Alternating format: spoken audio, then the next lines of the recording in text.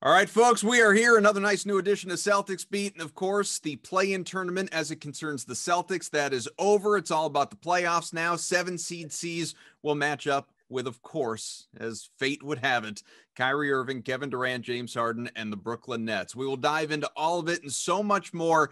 Evan Valenti is here. He's always here. I'm always here, Adam Kaufman. But it's not often that we get to be joined by true greatness. No disrespect to our previous guests, but how many of them are Hall of Famers? Like this man is. That's right. Mike Gorman, longtime television voice of the Celtics. Of course, Kurt Gowdy Award recipient in the months to come. Congratulations, sir, and welcome.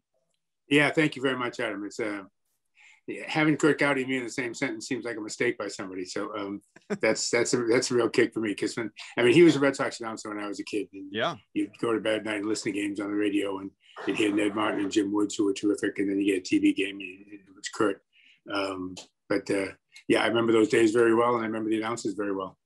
Well, we've been very fortunate around here, Mike, generations of broadcasters across all the sports, obviously, to have some real legends, whether, it's Kurt Gowdy, it's Gil Santos, Bob Wilson, Fred Cusick. Yeah, a whole way bunch. Back, but, yeah. But without question, I'm sure it's hard for you to say, being the humble person that you are, but rest assured, Mike Gorman is very much in that sentence. So this right here is a long time coming as far as I'm concerned. Not just that, I mean, obviously your very good friend, the late, great Tommy Heinsohn, who, as we know, is not unlike Bill Russell going into this class with you as a coach. He is Russell's about to be the fifth, Heinsohn being one of them, of people that are in the Hall of Fame in two categories. Not many people in there as players and coaches. And I mean, Tommy should have been in there, as far as I'm concerned, years ago as a broadcaster as well, and been what I imagine to be the first 3-time recipient. So it's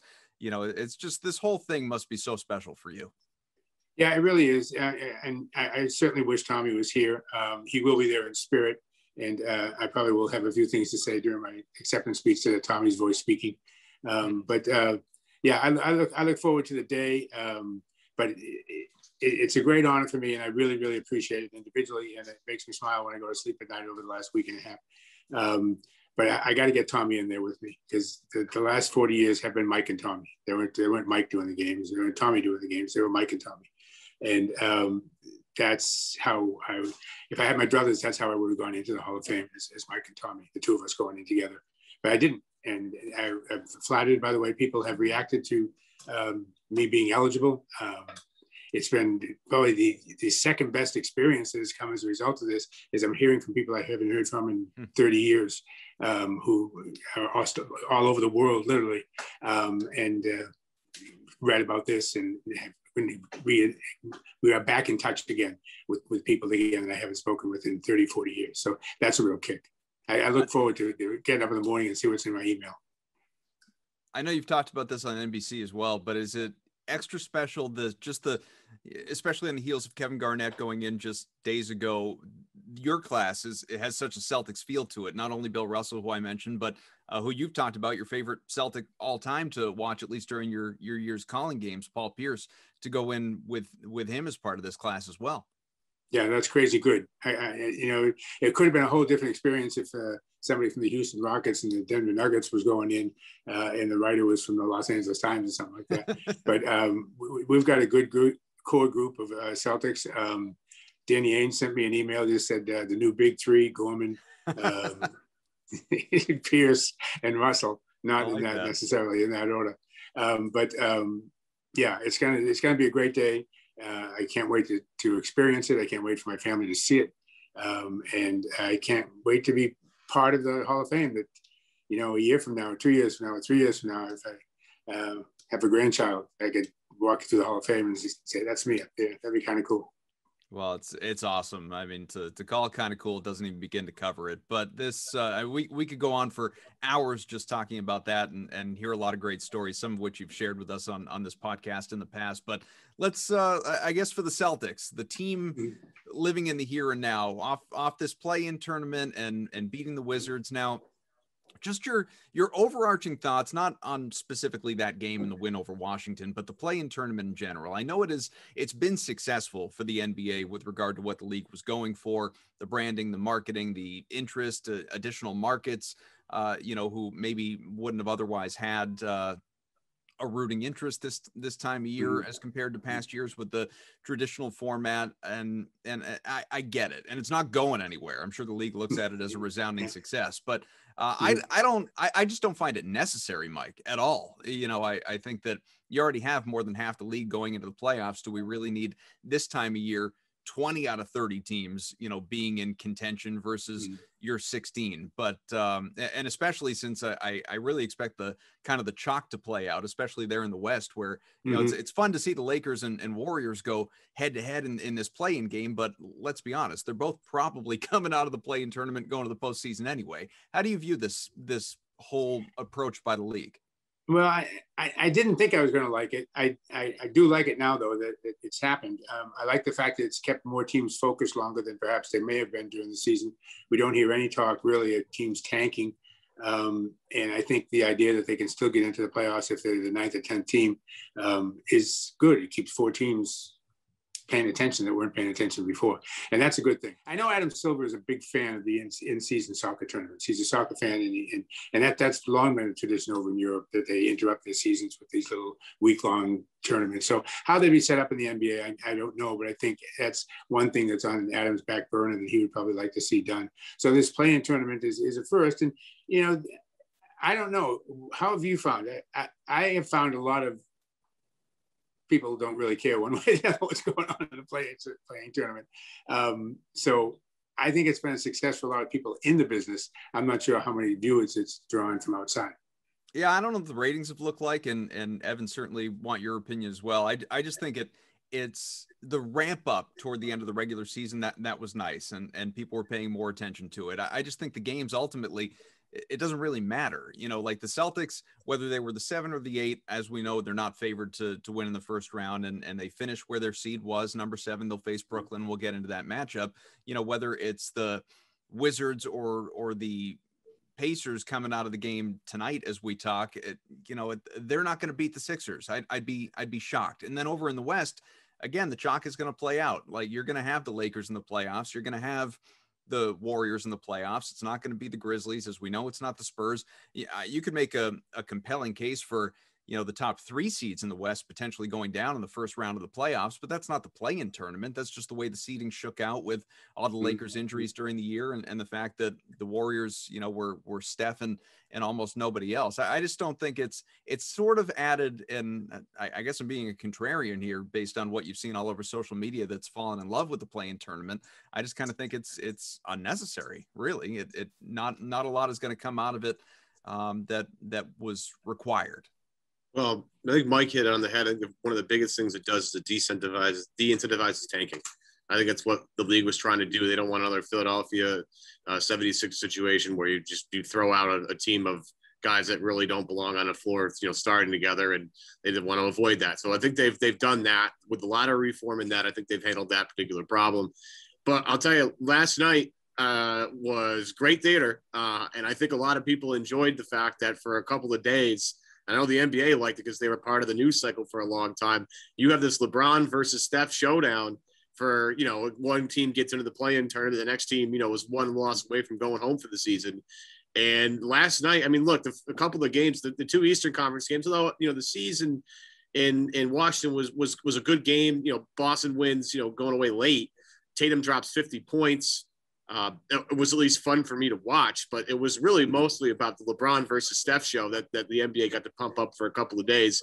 And I haven't seen the ratings for that particular game yet, but I got to assume they were probably out of control because the entire internet on Twitter last night was pretty focused on that.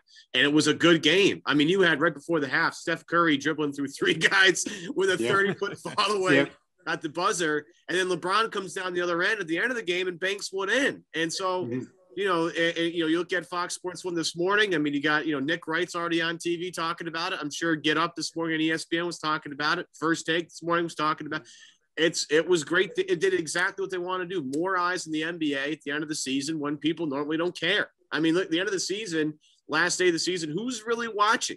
not a lot of people. Guess what? Now people might be more inclined to watch.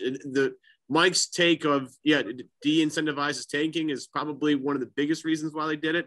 But it's every once in a while you'll get the LeBron versus Steph or a Dame versus so-and-so, and it'll be a great, show for some people. And now you look at the Western Conference, and LeBron gets to take on Chris Paul. That's a potential upset there. I don't know if the Warriors will end up beating Utah, but they played extremely well last night, especially defensively, and they hung with a really good Lakers team for the entire game, and Steph was tremendous. So I don't know. I like it. I think it's fine. And I hope we get to see some other outcomes of it, but I wouldn't touch it yet. I don't think it's going anywhere considering the ratings of it either, Mike. Yeah, I agree with everything you just said. I do feel that getting to see Tatum drop 50 on somebody, that made it worthwhile right there. Just for if you're a Celtic fan. As a Celtic fan, you've been looking for things to hold on to. And that's something to hold on to see him in a situation like that. To get a chance as a basketball fan to see Bradley Beal healthy and playing, to see Westbrook playing. They're a very talented team. They're a fun to watch basketball team where the ball flies around because of Westbrook. So these are things we wouldn't see. They would have gone into the night because they'd make the playoffs, and that would have been the end of Washington. Instead, they have a chance to still stay alive here. No, they don't. They're gone. No, they're alive. Right? No, if they got to play the Pacers. If they got to play the Pacers tonight, they get. By the way, I didn't see a box score. How'd the Pacers get 144 points without LeVert? A lot of Sabonis. He although he didn't go for a crazy number of points, he had a big double-double and then an assist away from a triple-double. It's just really balanced offensive attack. Pretty much everybody did that. Yeah. Everybody. It's funny. I stumbled on them about a week ago. I was just clicking through the league pass, and I ended up watching about a quarter and a half, and they got a lot of guys I never heard of that are pretty good. Yeah. a lot of guys between about 6'4" and 6'8" who play hard, who defend, who push the pace of the game, and are not afraid to take shots. So I was stunned when I saw 144 points go up on the board. Again, those are things that this players tournament have gave us a chance to get a look at that maybe we would never have seen. You certainly wouldn't be saying I want to see the Indiana Pacers play one more regular season game. But then you go, oh, look at what they got. That guy's pretty good. That guy's pretty good. So again, if you're a hoop junkie, it's good stuff. That's really what it comes down to. If you're a casual fan, you don't even know what's going on. You mentioned Jayson Tatum's 50 points, and it was a great game, obviously. In fact, the third time he's gone for 50 in the last month and a half, not even. So he's, I hesitate to say he's coming into his own because I think that would be doing him a disservice putting it that way. But, there's all this debate now, like, is he a superstar? Is he not? And I've been, for the last couple of years, sort of classified him as a budding superstar. To me, he's not quite a superstar yet, but he will be. And that, goes without saying. So the debate is to that line between all-star, superstar, like, honestly, who cares? And Tatum kind of said the same thing when he was asked about it. He said, I have the respect of my teammates, coaches, peers. Like, I don't really care how you classify me. And, James Harden, others are asked about it. And this is, as we know, especially with Jaylen Brown out, this is the focal point for the Celtics, not just in this series, but anytime. This is Tatum's team. What I wonder, in part to that anyway, in terms of, what you think his ceiling is, also, you had said, just in the last few weeks, whenever it was on Boston radio 98.5, that you questioned his level of leadership, that of Brown's as well, and it wasn't a dig on them as much as it was just these guys are young. Maybe you need some 10-year vets around them to kind of help out in that category. What do you expect from these guys in terms of carrying them to the level you want to reach? I don't know. Have you thought more about those comments and what his level of leadership is as you've watched what he's done in recent weeks? Yeah, it was never so much that I was referring to a level of leadership. It was simply the fact that I don't think you can be a leader unless you have experience in whatever it is you are leading people from that position. And I don't know how much experience. I know he's been in the league 4 years, but I don't know how much of that you can have at 23 years old. I mean, and I don't want to take that away from him. Let him be a 23-year-old. Let him be. You've got a family, Adam. You know what it's like to see him running around with his son on the basketball court. That makes you feel good. Makes you feel good about him. So let him worry about being a good dad. And let him worry about being a good shooter, I guess. I don't know, but just a good person, and let him grow up and not put the leadership. I asked, it was a great quote. I asked a friend of mine who played in the league and for a long time, and I asked him about what it's like to be the captain of a team. He says, like having 11 kids, and you gotta just pay attention to every one of those kids like it's the most important relationship you have with that kid, and it's tiring and it wears you out. And you're not doing the things that you want to do in your life because you're doing the things for other people's lives. That's fine if you're Tristan Thompson and you're 32 years old, 33 years old. That's fine if you're Marcus Smart, even though he's kind of young. I think he's like about 27, 28, but he's been around forever. I think those are the guys you want to be the quote leader. Who's going to take the last shot on the court? Of course Tatum's going to take the last shot. Who's going to get the ball and put up 25 to 30 shots a game? Tatum's going to do that. I got no problem with any of that. What I had a problem with when I went off that morning on Toucher and Rich was I just thought that with both the Jays, they were becoming ball stoppers. And the ball would move around and they get to them and they would take a quick look and they didn't make that next pass into the corner. They spun around and it became these one-on-ones. Jaylen on this side, Jayson on this side of the court, and they just tried to take them in one-on-one to the basket. And that became a very boring offense to watch. It wasn't much fun to watch. And it didn't do them any favors. And I think if you're going to, which I think you can, but if you're going to start talking about Jayson as a superstar, one thing that superstars do is they make other people around them better. And he's not there yet in that particular category. Okay, as a scorer, as apparently a father, in all other things I can see, he gets exceptionally high grades. But he's got to learn how he can take these wonderful skills that he has and turn them into something that enables him to make the guys around him better. And I don't know, maybe I'm wrong on that. Maybe you think he does make the people around him better. He gets people open shots when he decides he wants to pass it, but passing is not the first inclination that he has.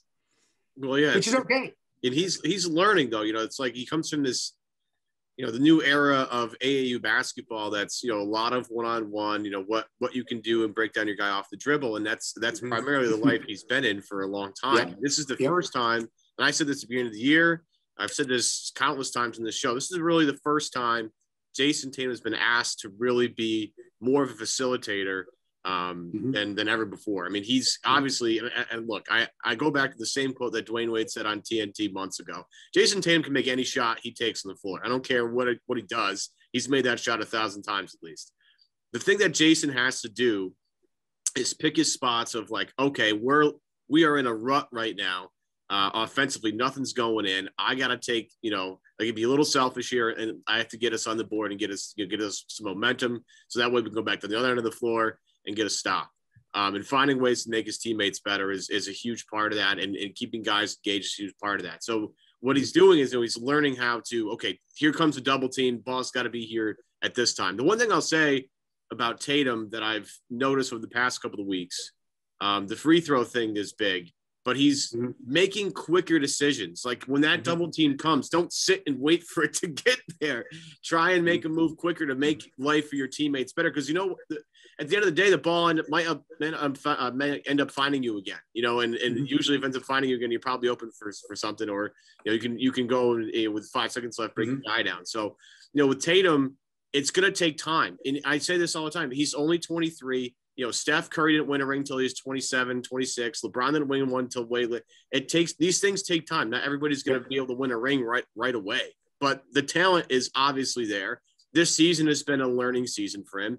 In this postseason, without Jaylen Brown, we'll see with everybody else. Marcus has been banged up. Rob Williams, we'll see. But there's going to be a lot of offensive attention, put on his shoulders. So this postseason, and we all assume, I think it's going to be relatively quick.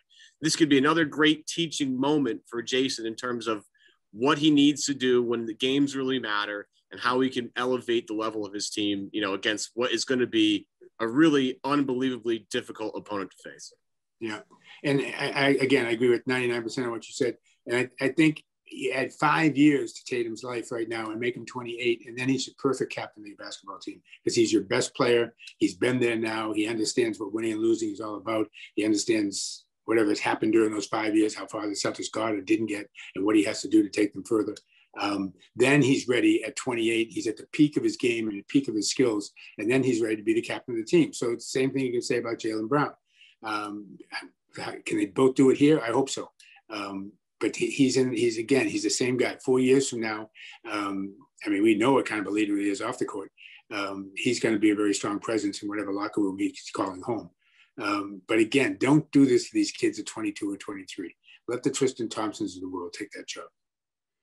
Let's talk about this series begrudgingly, because Mike, I'll be candid with you. I mean, as you know, I love the Celtics, but I was not looking for them to beat the Wizards the other night, because I just wanted. It wasn't like, oh, you're rooting against them tonight. I wanted nothing to do with the Nets in round one, and it's not even because of how offensively potent they are, and obviously it's just an obscene amount of talent. Even though they don't play defense, they can score the ball like crazy. It was just I can't stomach, losing in ugly fashion, getting swept or losing in 5 to Kyrie Irving, in part, and also to the Nets team that, you made that trade with, that we were laughing for years at Brooklyn, and now they've lapped you at this point. It's not necessarily through fault of the Celtics. Some things, including Kyrie, have gone wrong along the way, and Gordon Hayward and the injuries, and a number of different things. Obviously, there's been some bad luck in addition to some roster mismanagement at points as well. And we've spent an extensive amount of time on this show in the past talking about that, including with Gary Washburn really dissecting it on last week's show. But this is the matchup nobody wanted. I think it's going to be very painful to watch. In some ways, I think I might have been happier watching this team land in the lottery and just losing in the play-in than what this series against Brooklyn could wind up looking like. Can you make me feel better? Well, I do think there is one way for the Celtics to win the series, and that is for Brooklyn to implode. And I don't think that's out of the question. Durant, Harden, and Kyrie have not played a lot of minutes together. They certainly have not played meaningful minutes together. And it's going to be interesting. Harden is the key, I think, to the whole thing, because Harden's going to control the ball and where the ball goes. And can he keep Kyrie happy? Can he keep Durant happy? Can he keep himself happy? Who's going to take the big shot? Is it automatically going to be Durant, or is it going to be the ball never gets beyond Kyrie, or does James Harden get it back and shoot it himself, which he's done very well in his career? So anyway, in terms of talent, they got tons of talent. They seem to have good coaching. Steve Nash has turned out to be a pretty good coach in his first go around. So again, I think the only way for them to lose is if they suddenly just implode and they lose a game, they steal a game. The Celtics steal a game early. One of the first 2 in Brooklyn would be ideal. And then I'll have them really start thinking about how good they are and how they're going to win games. And that'll be interesting to see. Can the Celtics just go out and beat them 145 to 140? I don't think so. It's going to take 60 out of Jayson for that to happen. So that being said, how do you expect this to play out? I'd like to see the Celtics get one game. My guess 5, 6 at the most. And again, unless these guys implode, or unless these guys suddenly decide they don't want to play on a particular game for whatever reason, because it's raining outside. I don't know. But they seem to come up with a lot of reasons all season long to not show up. So just 8 total games together, these 3. Yeah. And what was the record? That I don't know. I'd have to pull that up. It's a good question. I think it's less than 500. Surprising. But yeah. They could. The injury thing's always going to be there. And with Durant and how he's nursed his Achilles back, and Kyrie's had a litany of injury problems as we know about, and Harden, who's kind of reliable, but in the playoffs has been kind of a no-show pending on the year. It could be very interesting. Again, I'm with you guys. I'm not sure if it's going to go too far. I think just the offensive firepower. You talk about who do you stop, and Harden's, is the guy you key in on because he has the ball, but stopping him isn't easy. I got asked the other night, what defensively would you do? And I was like, I'm not sure if I'm really qualified to answer this question. But I would tell you that not one single thing is going to work. You're going to have to be multiple. You're going to have to make them guess and make them think and slow them down a little bit. Because if they're playing at a high pace, you're definitely not going to win. You have to slow them down. You have to make them think. And even if it's, you go to a zone, you go to some sort of trap or a box one or something, and just make them slow down, look at everything, think for a minute, and maybe you can steal a couple of possessions here and there. It's going to be a numbers game. Tatum's going to have to be out of his mind. Kemba's going to have to play the way Kemba's been playing recently. You need a big Fournier. Big time. Big time. Yeah. And you have, got Kyrie not calling out, but Kyrie wants the Kemba Walker matchup, and, that'll be fun. But they're going to need some contributions from other guys, and they're going to probably need some contributions from some of the younger guys that just got here. I mean, Neesmith's been fantastic. You're going to need that energy, especially if they don't have Robert Williams. Peyton Pritchard, the way he picks guys up, 3/4 court or full court. I love that. I love just seeing somebody just be a pest for 18 to 20 minutes he's on the floor. They're going to need all that stuff. And then a little bit of luck here and there too, to have a chance. I'm with you guys, 6 games at the most. But I want to see them play well. I really don't care the result. I would like just to see what we saw against Washington the other night, where I saw an engaged team for 48 minutes and a team that brought energy. They had little lapses here and there, but we didn't see that all year. We didn't see a team that was fully engaged. Never. They never seem to have a sense of urgency about anything. They did against Washington, obviously, the other night, and I hope they can continue to play that way. That will at least make this series competitive. If they don't play that way, these guys will beat the Celtics by 40 because they have so much firepower. But I really don't see that happening. One thing that, not to make excuses for the Celtics, but nobody's talking about the fact that Jaylen Brown is gone. And Jaylen is not like a 15-point per game guy. He's a 25-point per game guy.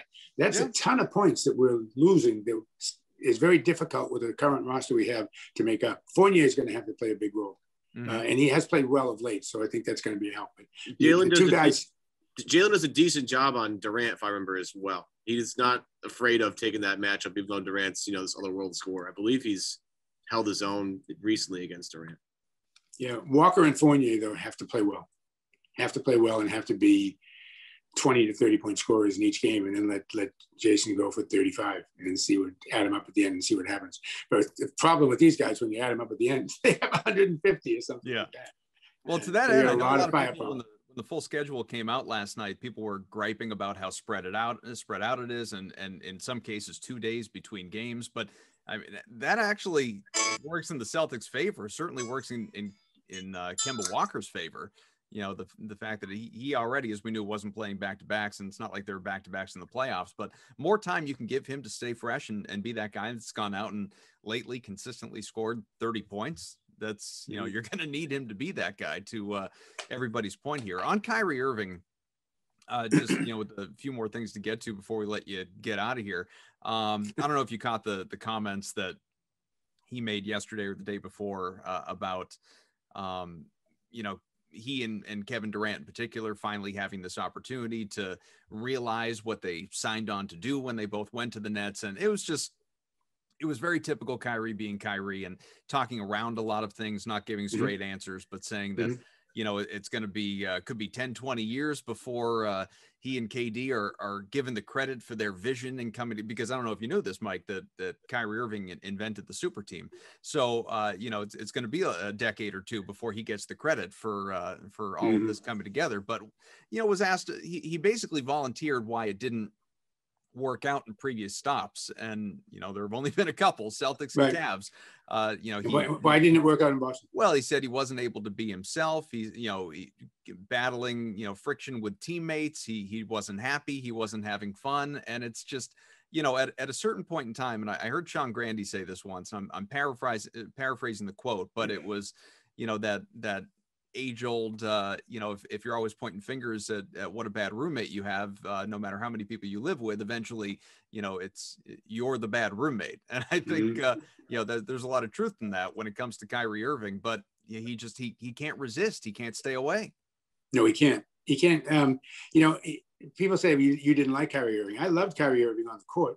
Because as a play-by-play guy, he had one of the best handles you ever saw. He made big shots, which gave you a chance to make good calls. It's just that off the court, he was just such a angry, troubled young man while he was here in Boston. I mean, he just went south and never came back. So again, I don't want to go to dinner with Kyrie. I just want to see him play. I do think the Celtics would do well to let all three of these guys play and not be looking for injuries, not be looking for excuses. Just go out and beat these three guys if you possibly can. Certainly, the feeling of urgency will be there tomorrow night rather. One, because it's a national televised game and they all know that. But two, they have not been a popular team in Boston. They could really turn some heads in the next 2 or 3 weeks if they ever took these guys 6 or 7 games and became heroes again in Boston going into next year. That would be the best thing that could come out of this series, not necessarily beating the Nets. I don't know if you can do that, but you can scare the living daylights out of them. That would give fans a chance to re-examine how they feel about this team. In your estimation, what does the future need to be in an ideal world for Boston? I mean, Danny Ainge is asked about it constantly. Dan Shaughnessy had a conversation with him just the other day where Danny effectively said, at least, intimated that he's running it back. He said he's not going anywhere. Brad's not going anywhere. The Jays aren't going anywhere. He didn't mention Smart by name or Kemba or the potential of re-signing Fournier, but he's addressed all of this in the past, and he has said, our best players are coming back. Is that in you've watched this team, you've seen the lack of fight, the lack of urgency that you talked about, the fact that this was, unquestionably in terms of effort and consistency and defensively, all of it, this is the worst we've ever seen them under Brad Stevens. And injuries played a role. Yeah. COVID played a role. There are some built-in, I don't want to call them excuses because they're not excuses when they're reality. There are built-in factors that contributed to the way they, finished out this year and went 500 over the course of the season before the playoffs here. But is running it back the answer to you, or do they need to make some significant changes? Well, fans always want them to make trades, and get good players, but they don't want to give up good players. And you're not going to be able to do that. So if you're going to get in the trade market, we're going to have to earmark some people as being tradable. Marcus Smart is obviously tradable. Jaylen Brown certainly would be tradable. I don't think we want to trade him, but I think he would be very tradable in the sense you could get quality back. And that's the thing that I think fans expect Danny to somehow through free agency, somehow through the draft, come up with these winning players. And I think his record is pretty good. They're just all too young right now. Certainly Brown and Tatum were excellent back-to-back draft picks. Now you just got to fill in with the people around him. We need a big who can shoot. It's too bad we had to get rid of Tice because I think he filled that role pretty well, but that was a salary thing. But I think we need to find another Tice type of player, a big who can shoot. And we need a point guard. Maybe it's Pritchard. But when Marcus and Kemba start in the backcourt, there's no point guard on the floor. There's a great defender at one position. There's a great scorer at the other position who's a two guard. At least when I grew up, we would call him a two guard. So in my order of importance would be a big who can shoot and pass and a point guard. And if not, go find a point guard, then say to Pritchard, this is your job. Let's see what you can do with it. And I think right now, I would tell you, I think Pritchard's going to have a long and profitable NBA career and as a backup point guard. Will he get a chance to be a starting point guard? Well, maybe Boston turns out to be the place that he will be. But he's a guy who you look at, you see his work ethic, you see everything he does, how he plays every night, and you go like, let's get him on our roster here. And then if we find a superstar point guard, then he becomes the backup, but he's our guy. So Pritchard, I think, is in there for the long haul with this team. Neesmith, I think, is in there for the long haul. Certainly surprised the daylights out of me in terms of his athletic ability. I remember draft night, Jay Billis going on and on about he's the best shooter in college basketball. So I just hadn't seen that much tape of him, and there wasn't much because of the pandemic. So I had this vision of this kind of European kind of guy standing in the corner waiting for the ball, shooting shots. And then Neesmith comes flying out of the rafters. He's in the middle of every loose ball. He's extremely athletic. I had no idea he would be this athletic, which is not a long suit traditionally of the Celtics.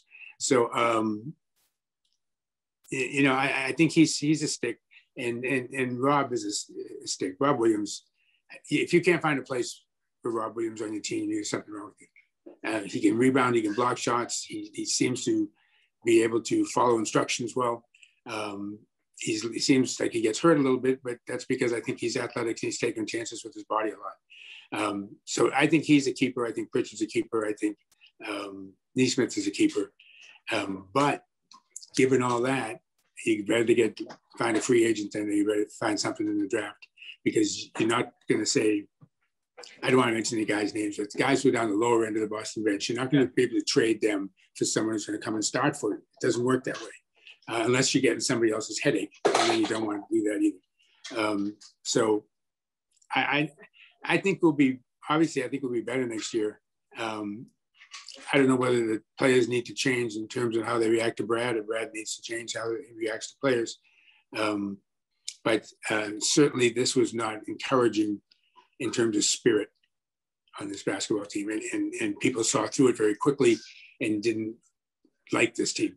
So that's where I think the opportunity is for the Celtics, and the mandate is for the Celtics, is to get better and get likable at the same time.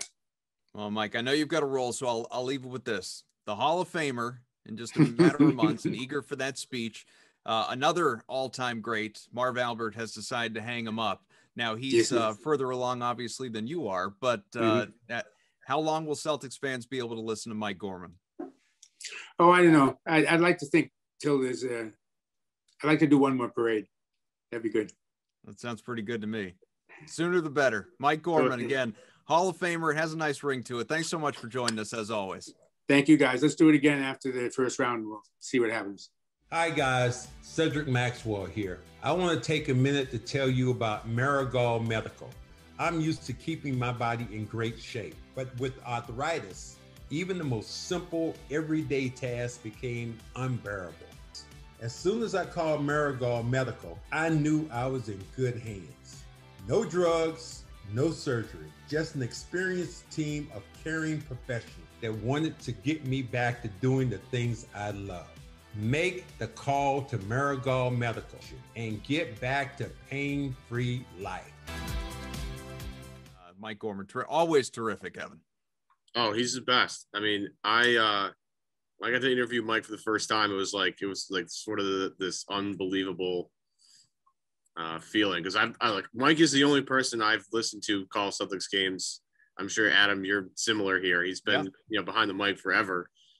He is the voice, and this is no disrespect to Sean Grandy, who is also just tremendous and comes on the show and is I value his insight as well. But Mike is just this legendary figure that has seen so much over the years. Yeah, he's been there, done that for everything. I mean, you think about the broadcasters the Celtics have had over the years. I mean, Johnny Most, Mike Gorman, Sean Grandy. I mean, man, we are so spoiled as Celtics fans to have great guys that have called games. To be inducted after Mike Breen. Mike Breen is tremendous. With ESPN and the Knicks, he's amazing. And then he's going with Paul Pierce, which is really cool too. I mean, it's just really.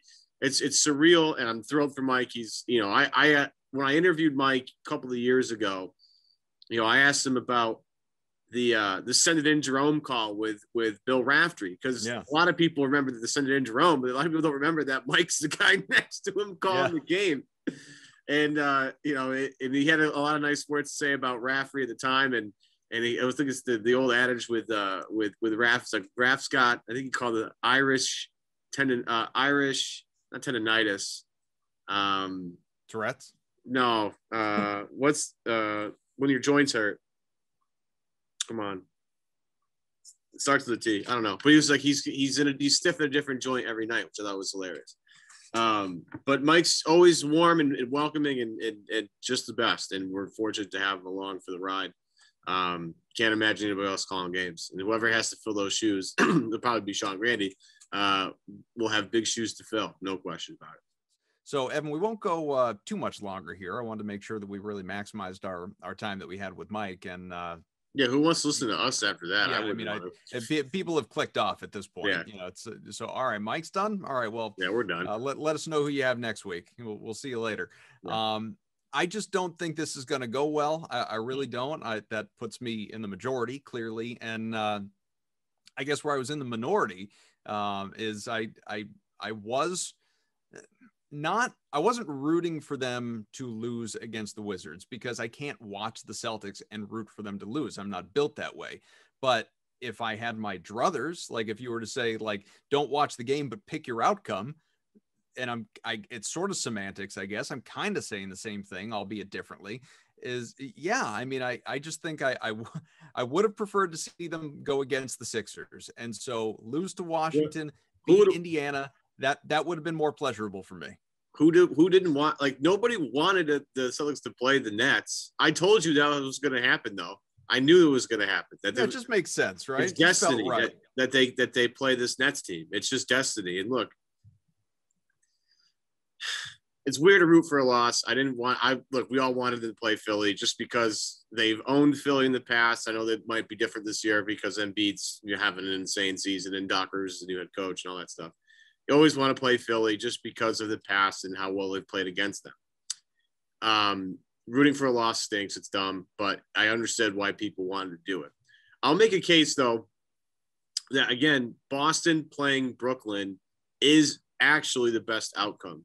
One, you're channel your inner Ian Thompson here. I got it. Well, one, and Ian had a great idea about it. Like, you want to play Brooklyn first because if they're going to be rusty, this is the only time you're going to get to play them while they're rusty, because as they keep going, they're just going to keep getting better. So there's that adage. We'll see if that holds up. And Ian was right on the money with that, I think, as a potential storyline. Another one is, look, Jayson Tatum is going to play maybe the toughest matchup he's had to play his entire life. And that's going to bring the best out of him, or it'll make him learn how to be a better player. All right. That's how do you maximize Jayson Tatum and get him to the next level? I don't know. He doesn't have too many more levels to go, but he does have a few more to go. This could be a way to propel him to the next level. And the last thing I'll say is this. If you're building a team right now in the Eastern Conference, this is the team you have to stack yourself up against. It's not Philadelphia. And look, Philly's great, but this team in Brooklyn's got way more talent than them. And again, they're only going to get better as long as they stay healthy. You're going to learn pretty quick what you'll need to beat that team.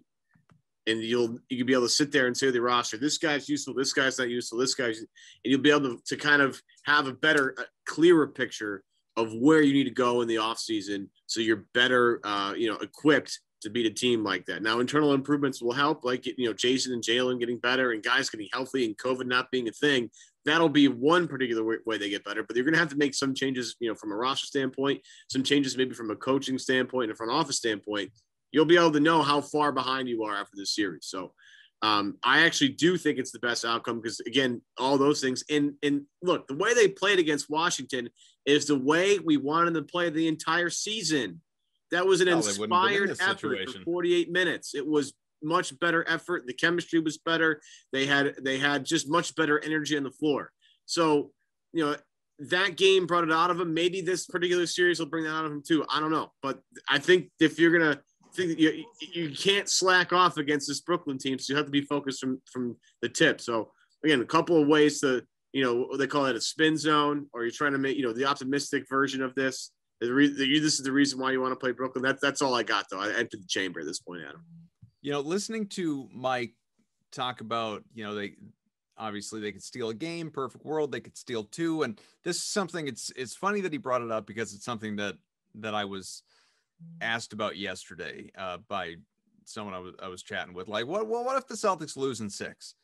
And my initial, maybe you feel the same way, maybe you don't, but my initial reaction, my gut was, that's maybe the worst case scenario for the Celtics, is losing in 6, because you go down to Brooklyn in 6 games without Jaylen Brown. You've presumably played well, competitive, kept games close, hopefully, maybe with an outlier in there. But, a lot of what we talked about earlier in the show, why it's bad is this reason. You could convince yourself, and I don't know that Danny Ainge even thinks this way. Maybe he doesn't. Maybe he's already decided what he wants to do this offseason, and what happens in this coming series doesn't mean a damn thing. But the way a lot of people are wired, reactionary, certainly social media, which is the vocal minority, I understand. They go down in 6 without Jaylen Brown. People will convince themselves, well, if we got a healthy Jaylen Brown, we got a chance to win that series. Maybe we do win that series. And then you start to think more and more about running it back next year and doing what we, talked about earlier, where we know that Danny, Brad, the Jays are going to be back. Like the only situation where Jaylen Brown is traded, and I don't think he is or should be, is in a Bradley Beal swap. Like that's the only thing I can imagine in terms of him being dealt, unless something totally unforeseen, a la the Kyrie Irving acquisition a couple of years ago, comes into play. I just don't see it.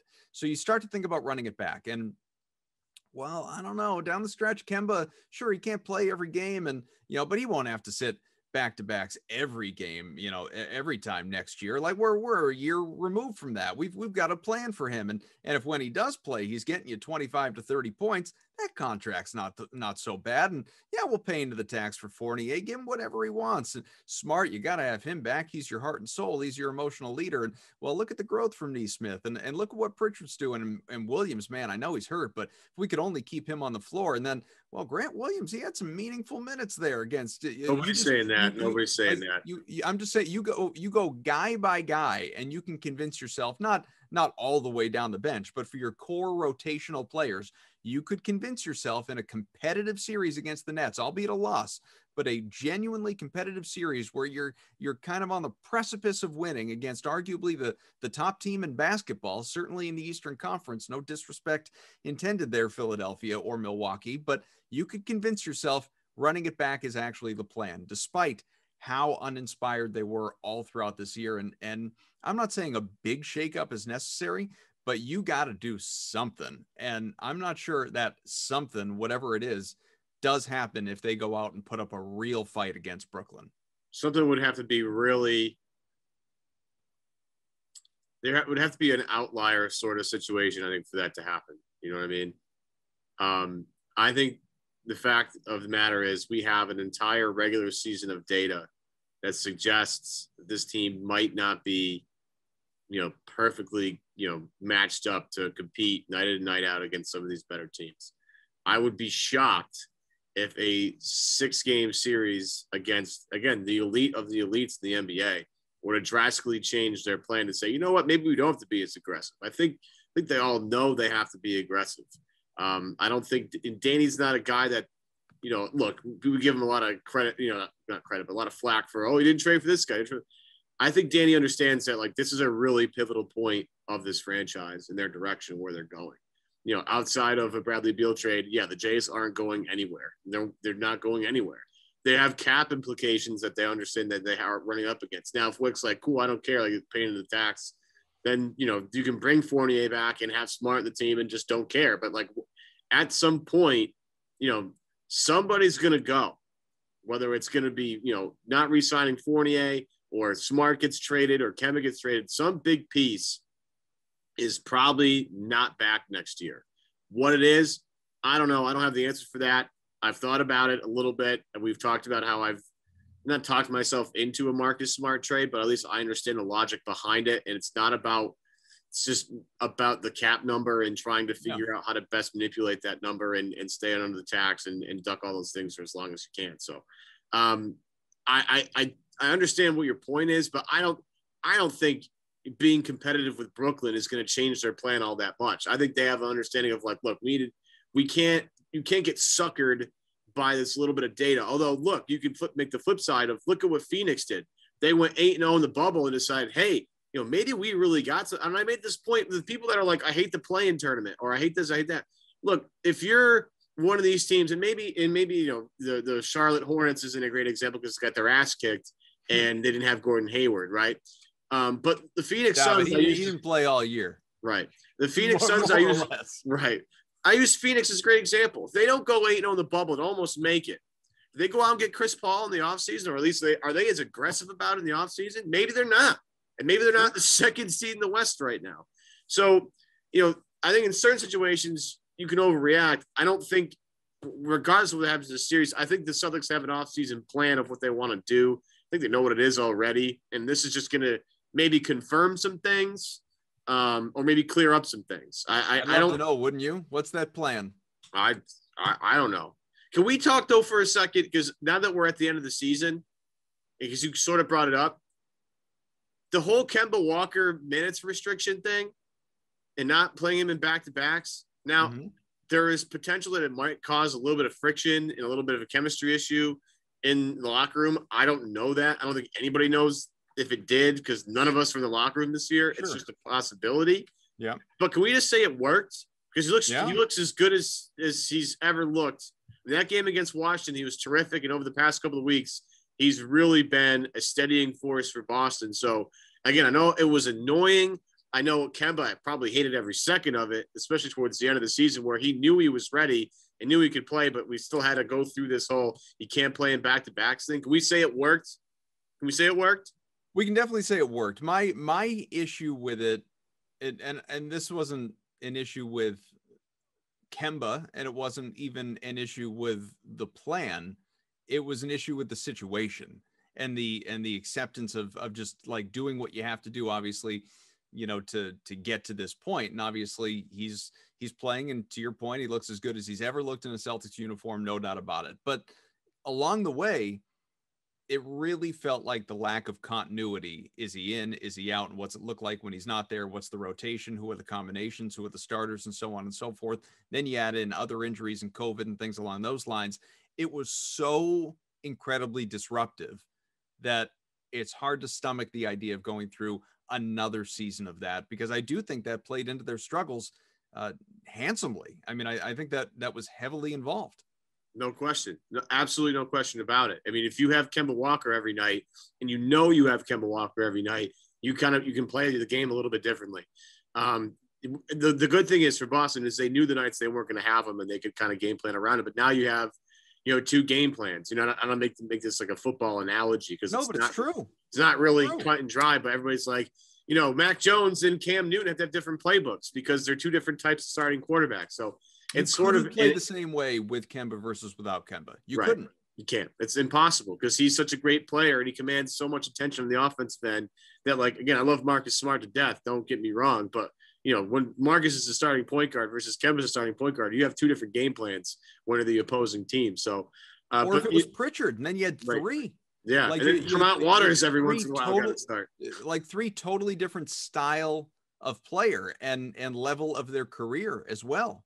You know, it was just that had to be, again, get why they did it. They needed to do it, and clearly for, you know, specifically Kemba, it worked. Right. And hopefully for the team, it shows some benefit. We'll see. You know, it helped them against Washington, sure, but you know, what's a play and win really worth? You know, we'll see what they do in the postseason, but you know, and for the longevity of his career, really, that's what this is all about. And so we'll see what it looks like next year, assuming he's still in a Boston uniform, because I just don't think they're going to be able to unload him much as Danny Ainge may try or may want to. Well, think about the stigma too, right? They trade Isaiah after he gives them everything, and it cost Isaiah just an absurd amount of money, and I still feel bad about that. Well, but nobody cost him that, you know, like it. Well, they misdiagnosed. He got hurt. He got hurt, yeah, and he played through it. And he got hurt and he played through it admirably. Right. Then they traded him afterwards, which is never a good look. At least, and look, it was a terrible look for PR, or with other players around the league, but it's not like we can sit here and pretend that he would have been something different had he stayed in Boston versus what he turned out to be, you know, with all the other subsequent stops. He was never going to be healthy. That's fair. It's just a point of like, look, we're not, but although, you know, if they go and just trade Kemba this offseason, being, you know, they could go right back to the Celtics really heartless or whatever. It's like, well, they paid Kemba $30 million. It's not like you're not paying him money. Right. It's just a matter of they have his contract. They have to nurture the asset, and you know, Kemba is potentially an asset. And you know, we remember Devin at the beginning of the year, you couldn't trade, you couldn't call anybody to take Kemba Walker right now. Well, now, you know. Now, look, you'll still have trouble moving that contract, but it's not untradeable anymore, I don't think. No, but you'd have to give up, you know, multiple draft picks or a player you like along with him in order or take back bad salary too. So there's always that. But right. I just want to point out that even though it sucked to watch, and it sucked. It just sucked to watch. And again, I think it was a big problem why this team struggled this year. It worked. He looks great. He's ready for this particular series. Again, how long they'll go, we'll find out. But it definitely worked. He's playing the best he's ever played in terms of like this season, and think back to last year where he was an all-star. probably similar numbers. I'll give the edge to the All-Star caliber portion of that season just because, he made the All-Star game, but it worked. It got him to this point. He looks great. He's shooting the ball well. He's scoring well. That burst is still there. He's not getting to the free throw line as much, but he gets in there. It's not like he's not getting the calls. So it's just one of those situations. So, I wasn't quite sure how it would look at the end of the year, but I'll tell you right now, it worked out really well for them, I think. The only good redeeming thing that I can think of about the Celtics and Nets matching up in round one, we'll get out of here in a minute or two, is that at least come game 4, and I wish this were the case for game 3, maybe the governor, maybe the state of Massachusetts can massage its new mandate here. But at least for game 4 on the 30th, May 30th, if people haven't seen the schedule, it will be a full building. It will be a full building at the TD Garden giving Kyrie Irving crap. That place is going to be nuts. Unfortunately, it won't be full capacity for game 3, but game 4, you will have everyone in attendance ready to dump on him for the first time. This will be the first opportunity for Celtics fans to crap all over Kyrie Irving in person. And I am eager for it. That's going to be a lot of fun to watch. Yeah, he's going to need some sage for sure. Bad juju out of it. But look, that building's going to be crazy. I mean, I don't know. I'm sure you and I we texted about it last night, so I know you watched the Bruins game last night. But just having a few thousand people in the stands brings you a little bit of energy. In the Washington game, although hard to tell, and I don't mean to dump on TNT, but the audio setup for that game against Washington TNT was tough. Couldn't even hear anything. It was impossible. Marv on his Barca lounger.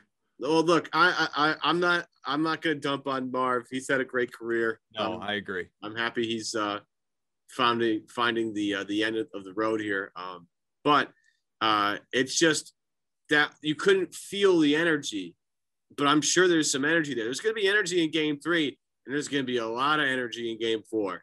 And I can't wait to see it because this is a team, every team thrives off their home crowd, but this team specifically, there is a connection there. I mean, KG talks about it all the time, how Celtics fans are, they're relentless in a good way and a bad way. You'll see some of the good way, I think, come game 4, and you'll see a really supercharged building that's been dining it in there.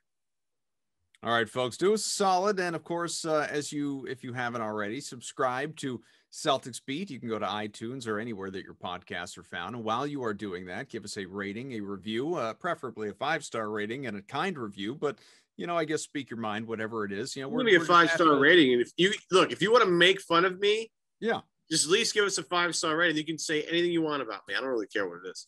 Yeah, I mean, look, crap all over me in the process. Just give us a 5-star rating in, on we iTunes. see the comments below on the video, by the way. You guys, we read those. You guys are hilarious, actually. I find them funny really all the time. What do we get the other day? We got Teen Wolf, Chad, and Mr. Clean for Ian Thompson. And I'm so, old and disconnected. I didn't even know what the Chad reference was. Chad and Brad.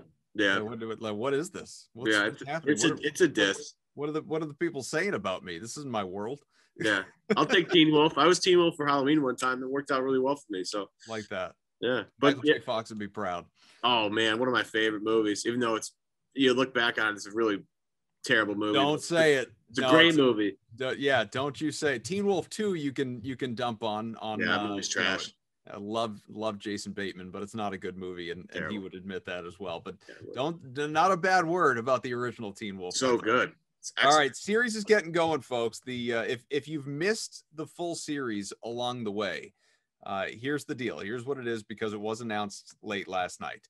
Game 1 is of course Saturday in Brooklyn. Game 2 is Tuesday, also in New York. So a couple games between those two series after a couple more days of rest. Good for Kemba.